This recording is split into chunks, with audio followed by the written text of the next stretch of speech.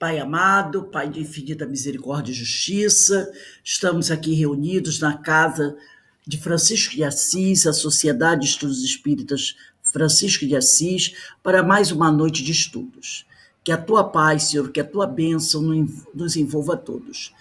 Que os amigos espirituais possam nos envolver nas melhores vibrações, para que possamos ter uma noite de reflexão com as palavras que a nossa irmã Maria Cláudia trouxe do tema que será estudado no dia de hoje. Que possamos aproveitar essa oportunidade para aprender, para refletir e para crescer.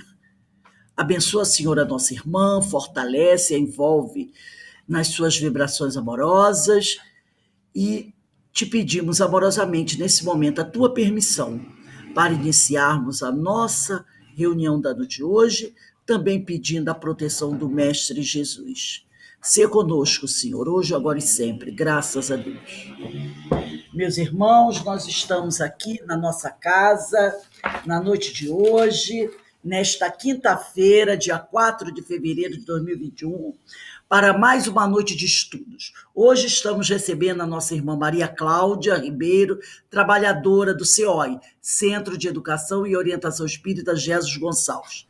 Maria Cláudia aceitou o nosso convite e o tema que ela irá trazer para nosso aprendizado, as suas reflexões, estão baseados no Evangelho segundo o Espiritismo, capítulo 11, item de 1 a 4, que tem por título Amar o Próximo como a si mesmo. Maria Cláudia, a palavra é sua, fique à vontade. Hoje nós vamos estudar um pouquinho, faz seu estudo à vontade, tá bom? Ok, muito obrigada, Rose. Agradeço pela oportunidade de estar aqui, porque a gente faz estudos, né? E eu faço estudos relacionados à sustentabilidade, mas falar diretamente sobre o Evangelho, somente sobre o Evangelho, é a primeira vez. Então, tenha um pouquinho de paciência comigo, mas vamos lá, eu preparei esse estudo, né? Que é do capítulo 11, né, como a Rose falou, os itens de 1 a 4. E eu começo com uma frase que Divaldo Pereira Franco, ele fala muito sobre isso. Ele diz que o espiritismo é terapia preventiva de todos os males. Então, se a gente observar essa frase, né, que Divaldo vive falando para a gente, que o espiritismo é terapia preventiva de todos os males. Então, se a gente tiver olhos de ver, né, estiver com o coração aberto para o conhecimento e para a gente introjectar tudo que a gente aprende, é o caminho, é uma terapia, né? É o que nos traz conforto, é o que nos traz esperança todos os dias, né? É saber que a vida continua além da matéria, é ter todos esses conhecimentos que a gente vem adquirindo ao longo desses anos, né? E isso vai trazendo um conforto para a gente, vai trazendo harmonia, né? À medida que a gente se dedica, à medida que a gente estuda. Então, nesse capítulo, né, no item 1, que diz que um fariseu, que era doutor da lei, tentou o mestre e perguntou ao mestre Jesus, qual o mandamento maior da lei? E Jesus disse a ele, amarás o Senhor teu Deus de todo o teu coração, de toda a tua alma e de todo o teu espírito. Maior e primeiro mandamento. Então, nós sabemos, né, que esse amor de Deus, ele pode se expressar em várias oportunidades, né? Principalmente no nosso próximo, a nós mesmos, porque Deus está em nós. E o segundo, amarás o teu próximo como a ti mesmo. E Jesus diz, né, toda a lei e os profetas se acham contidos nesses dois mandamentos. Então, Jesus, que não veio destruir a lei, veio apenas complementá-la, né, com seu amor. Ele não veio destruir a lei de Moisés, mas ele veio complementá-la. E é através dessa revelação, né, da terceira revelação, que o Espiritismo, né, que Jesus, né, nos coloca essa... Felipe, nos dá essa oportunidade. E aí, continuando no segundo item, que fala assim, tanto em Mateus, no capítulo 7, versículo 12, quanto em Lucas, no capítulo 6, versículo 31, que a gente deve tratar o outro, resumindo, né? Os dois querem dizer a mesma coisa, tratar o outro como queremos ser tratados. Então, assim, é uma reflexão bem importante para a gente fazer agora, né? Como é que eu vou tratar o meu próximo? E quem é o meu próximo? O meu próximo pode ser a pessoa que mora comigo, pode ser o meu amigo de trabalho, pode ser o meu colega, pode ser o meu amigo da casa espírita, pode ser qualquer pessoa, aquela pessoa que eu passo pela rua, ou as pessoas que eu convivo. Então, esse próximo, tratar esse próximo como a gente gostaria de ser tratado. Então, assim, tem muito ensinamento aqui, né? E logo no item 3, Jesus conta uma parábola, né? Eu acho essa parábola muito interessante, porque esse ensinamento, Jesus compara o reino dos céus a um rei que quis tomar conta dos seus servidores. Então, o que é contado aqui nessa parábola? Um servidor, ele devia ao seu senhor 10.000 talentos, mas ele não tinha como pagar esses 10.000 talentos. Então, o senhor mandou, né, que o vendessem a ele, sua mulher, seus filhos, tudo que ele tivesse para poder pagar essa dívida, né?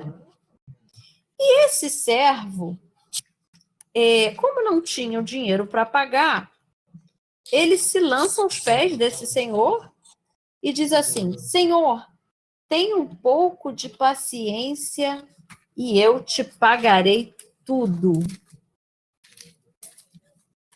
Então, ele pediu, né, misericórdia, né, para a dívida dele. Então, o senhor ficou tocado de compaixão diante desse servo e deixou-o ir, né, e perdoou a dívida que ele tinha perante esse senhor. Aí, esse servidor, ao sair, encontrou um de seus companheiros de jornada, né, e esse companheiro dele devia 100 dinheiros, né, como diz na parábola. E ele ficou muito enraivecido porque ele queria que ele pagasse. E então falou assim para esse companheiro: paga o que me deves. E o companheiro respondeu a mesma coisa que ele tinha dito para o senhor dele, né? O companheiro falou assim: tem um pouco de paciência que eu te pagarei tudo. Mas ele não quis saber. Esse servo não quis escutar, não quis saber, e mandou prender até que ele pagasse essa dívida que ele tinha com ele, né? Então, o que a gente pode tirar aqui? ele recebeu o perdão, mas quando chegou a vez dele de perdoar a dívida, ele não quis perdoar, né? Então, mais adiante a gente vai entender. Olha lá. Aí, os outros amigos, os outros servidores, os outros companheiros, eles ficaram muito aflitos e foram contar ao Senhor o que tinha acontecido, que ele não perdoou essa dívida do colega. Então, esse senhor foi à presença daquele servidor que lhe foi perdoada a dívida, mas não queria perdoar o companheiro e falou assim para ele: mau servo, eu te havia perdoado tudo que me devias, porque me pediste. Não estava desde então no dever de também ter piedade do teu companheiro, como eu tivera de ti? E o Senhor, tomado de cólera, o entregou aos verdugos, para que o tivessem até que ele pagasse tudo o que devia, né? E aí conclui na parábola, né? Jesus conclui: é assim que meu Pai que está no céu vos tratará, se não perdoardes do fundo do coração as faltas que vossos irmãos houverem cometido contra cada um de vós. Isso está em Mateus, capítulo 18, versículo 23 a 35. Então, houve uma incoerência, porque ele recebeu o perdão e quando chegou a vez dele, ele não quis perdoar, né? Então, o que fazemos com os outros, né? O que se faz com o outro é como você vai se conectar a Deus, né? Como é que é essa conexão? O outro não quis perdoar, né? Então, essa conexão, o que a gente faz com o outro, né? A gente sabe que a lei é de sintonia. Então, nós sabemos o que fizemos para o outro, né? Então, a gente vai receber a medida das nossas ações. Sejam essas ações na presente encarnação, como nas encarnações passadas, né? Porque aí a gente vai compreender, né, essa lei de retorno, essa lei de sintonia. E mais adiante, aliás, no item 4 do Evangelho, que fala da importância de amar o próximo como a si mesmo e fazer aos outros o que gostaríamos que nos fizessem, o que é isso? É a empatia, né? Eu me colocar no lugar do outro. Será que eu gostaria de receber isso, né? Se eu estivesse no lugar daquela pessoa, como eu gostaria de ser tratado? E isso nos faz remeter a diversas situações, desde as situações mais simples do dia a dia, né, que a gente pode dar aqui vários exemplos, até situações que sejam mais complexas, né? Então, por exemplo, se eu estou na rua, passando pela rua, e vejo lá um caco de vidro virado para cima, eu vi aquele caco de vidro virado para cima, e que poderia ter me machucado. Eu tenho duas opções. Ou eu passo direto e finjo que não vejo, ou eu recolho para um local seguro aquele caco de vidro. Quando eu faço isso, eu estou pensando no meu próximo, né? Então, isso é apenas um exemplo do dia a dia que a gente pode fazer essa analogia. E também tem uma outra coisa muito marcante. Quando eu comecei a dirigir, eu não fazia muitas gentilezas no trânsito, não. E também não recebia.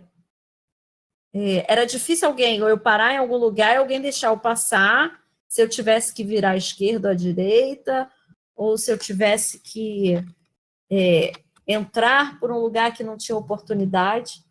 E aí eu comecei a mudar, né? Eu comecei a ter mais experiência no volante, a ter mais segurança, e aí eu passei a fazer mais gentilezas.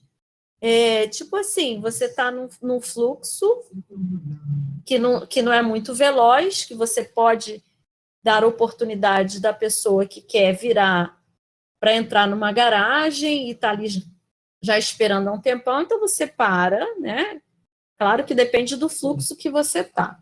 E você dá a oportunidade da pessoa seguir, né? Da pessoa virar. Qualquer que seja a gentileza, dá a vez para o outro, né? E eu passei a fazer isso e eu comecei a receber, assim, muitas gentilezas no trânsito. É impressionante que eu paro para virar em algum lugar que tem algum fluxo, imediatamente alguém para e me dá a vez. Então, assim, é a sintonia, né? E o que isso me fez acreditar? Que a gente pode mudar a nossa sintonia, que a gente pode mudar hoje mesmo o que a gente quer para a gente. Então, a gente oferecendo o nosso melhor, que, claro, que tiver ao nosso alcance de melhor, para o outro, a gente pode também receber. Então, assim, é uma comprovação, né, dessa lei de sintonia. Que a gente sabe que o que fizermos para o outro, a gente vai receber na mesma proporção, né? Isso, o bem ou o mal. Então, como nós estamos estudando a doutrina espírita e todos nós queremos o bem e o bem de todos, é assim que a gente procede. Então, a gente pode até ampliar esses exemplos aí. É interessante que eu gosto de, durante a pandemia, eu sempre tive, quando eu tinha oportunidade de fazer a prece, algum estudo, eu geralmente, ou às vezes, né, eu peço pelos nossos governantes de todas as nações. Por quê? Eles realizando um bom trabalho, todos nós somos beneficiados, né? Então, a prece, eu não me canso, né, de fazer a prece, de ter paciência, de saber esperar e entender que tudo tem o seu momento e o seu porquê, né?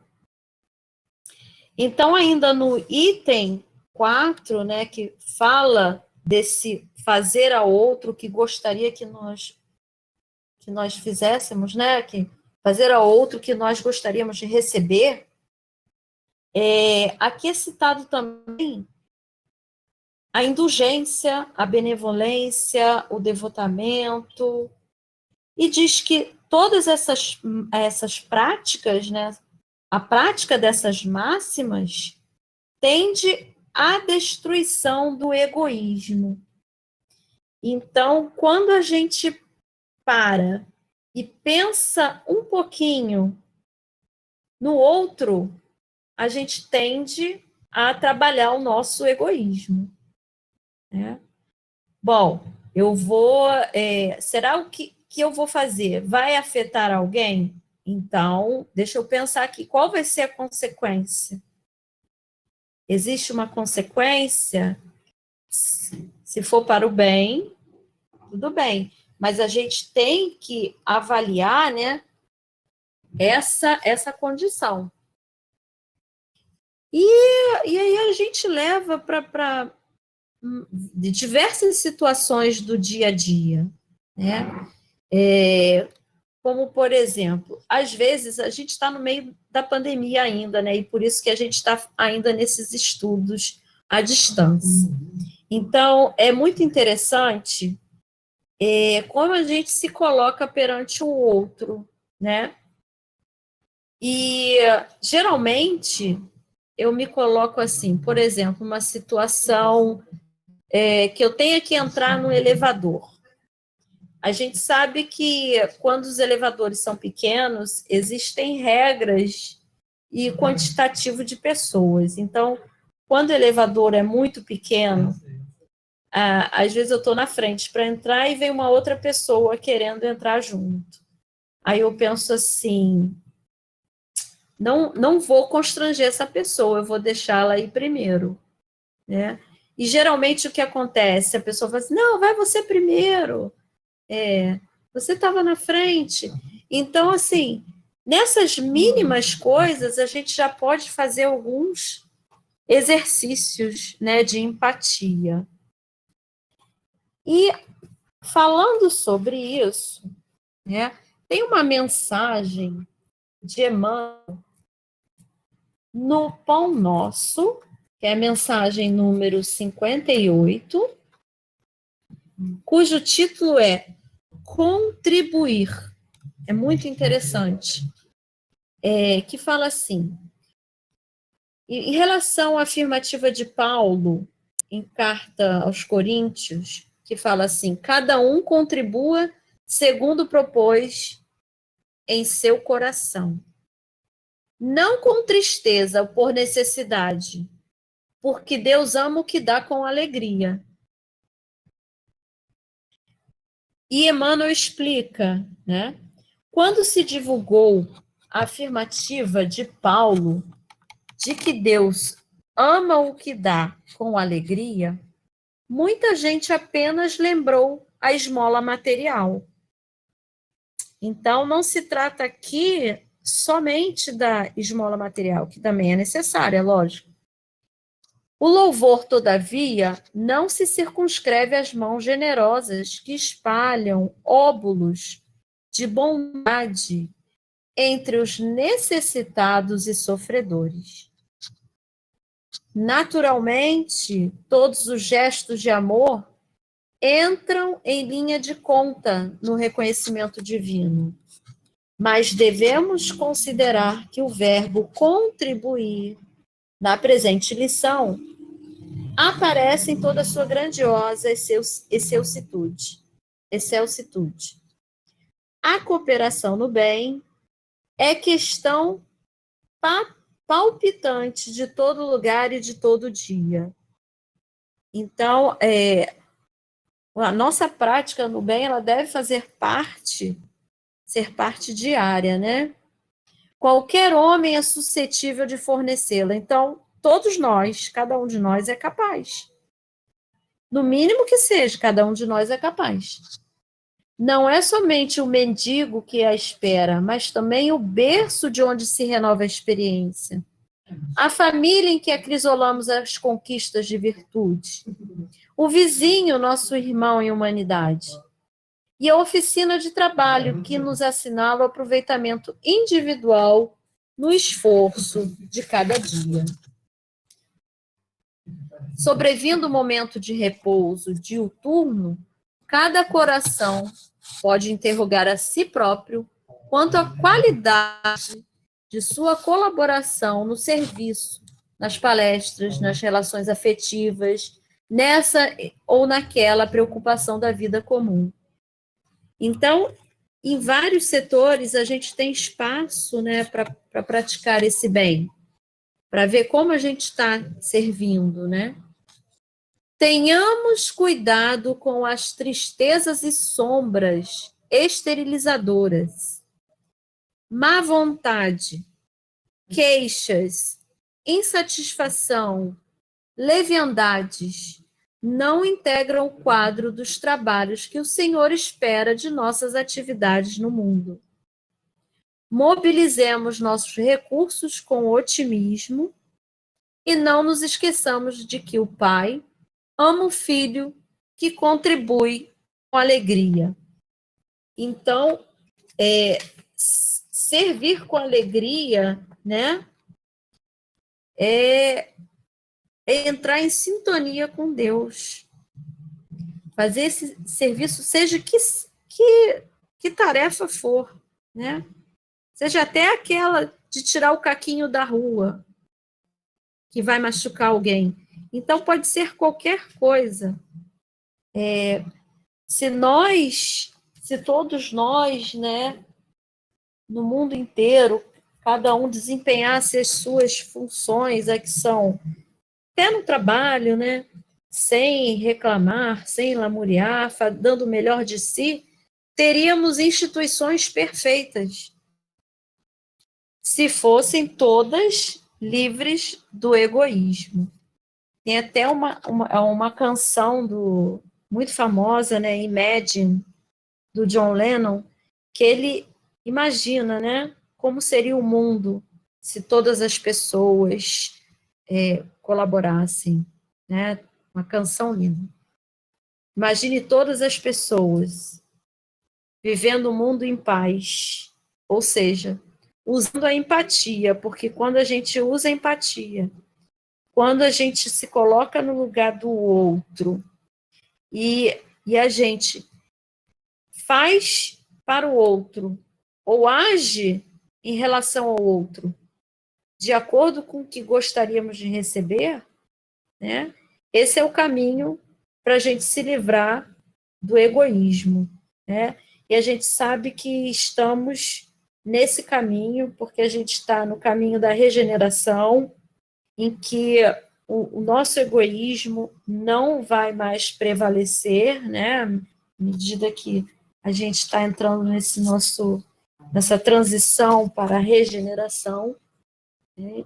Então, é muito importante a gente pensar sobre isso. E, além esse item também nos traz, né, que amar o próximo como a si mesmo é a expressão mais completa da caridade, porque resume todos os deveres do homem para com o próximo. Amar o próximo como a si mesmo.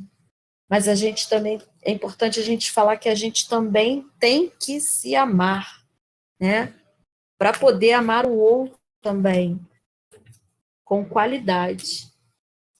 Então, falando dessa caridade, a Joana de Ângeles, ela fala assim: esse é o sentido exato da caridade, libertação do ego e plenitude do self. A caridade resulta na lição mais pura e mais profunda do amor de Jesus. Ela proporciona segurança social, né? Respeito pela natureza, em todas as suas expressões, motivação para uma vida engrandecida. Ela expressa como nenhuma outra proposta transformação a lei de amor, que é a alma da vida. Então, a caridade é o amor na sua expressão mais elevada, segundo Joana de Ângeles, né? E para ser real, exige a iluminação de quem a pratica. Como falou Emmanuel, praticar com alegria. É isso que Joana está nos falando, né? E, ao mesmo tempo, ela diz que essa caridade é um constante aprimoramento de propósitos, né? A gente vai desenvolvendo. A gente pode aprender a fazer a caridade se a gente não sabe, né? Estamos aqui aprendendo. E essa caridade, ela induz a abnegação e a vitória, segundo Joana de Ângeles, sobre as tendências primitivas, né? Sobre o nosso egoísmo. Então, é através dessa caridade aí, né? Para consigo mesmo e em relação ao nosso próximo. Bem, chegamos agora na parte final, né? E agora agradeço a todos vocês, agradeço essa oportunidade de estar aqui com vocês. estudando, e passo a palavra agora para a Rose novamente. Nós agradecemos a Cláudia, que nos trouxe esse assunto tão importante, essas questões assim, que às vezes a gente não dá muita atenção. Eu adorei a história do caquinho de vidro, né? É o caquinho de vidro, é a porta que a pessoa abre e deixa o companheiro passar na frente, coisas que para a gente parece até que não são... Ah, que bobagem, mas não, são importantes sim, não é? Às vezes, porque às vezes a pessoa fica esperando coisa bombástica. Ah, não, eu vou fazer alguma coisa muito grande para ajudar o outro. E às vezes, como ela falou, pegar aquele caquinho de vidro que está ali no chão, que pode machucar o pé do nosso companheiro, às vezes uma pessoa que você não conhece, mas é seu próximo. Isso vai fazer a grande diferença. Então, que a gente desperte para isso. Eu gostei muito, eu concordo, acho que todo mundo gostou muito dessa oportunidade que teve para refletir sobre essas questões muito necessárias da nossa vida atual. Então, eu agradeço muito a Cláudia por ter aceito o nosso convite e faremos outros, tá bom? Prepare-se, você sabe conversar sobre o Evangelho, porque o Evangelho é bom, ele nos proporciona isso, né? Sou iniciante. Não, não. O Evangelho é bom, ele nos proporciona isso, essa conversa, essa troca. Então, se a gente for buscando ali direitinho, a gente encontra o caminho. E isso é maravilhoso.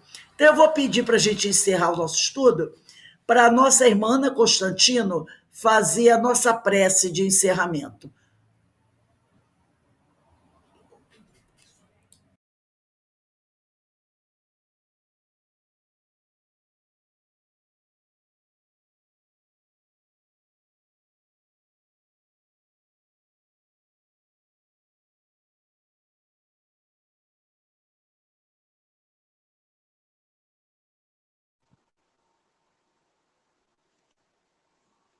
Pai, Senhor da vida, agradecemos esse momento, essa oportunidade de estudo do Evangelho, esse banquete espiritual. Agradecemos, Pai, a nossa vida, a nossa saúde, a nossa família. Pedimos a bênção e a proteção do Mestre Jesus para com todos, fortalecer a nossa fé, a nossa esperança, que Jesus possa estar conosco sempre e que possamos, Pai, através do Evangelho, nos fortalecer e passar adiante os conhecimentos e exemplificar na nossa vida o ensinamento de Jesus. E pedimos a bênção, a proteção, que Jesus possa estar na nossa vida sempre. E pedimos também a permissão para encerrar o estudo da noite de hoje. Que a paz e o amor de Jesus esteja conosco, agora e sempre. Que assim seja.